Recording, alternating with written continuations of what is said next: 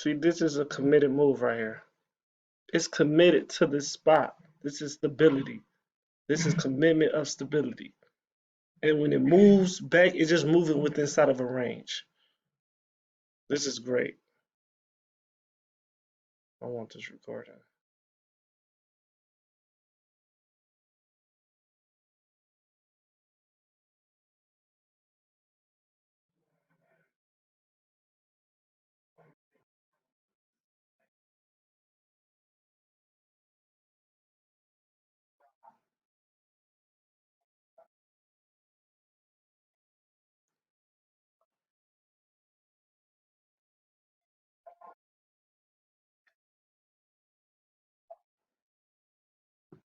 It's in position.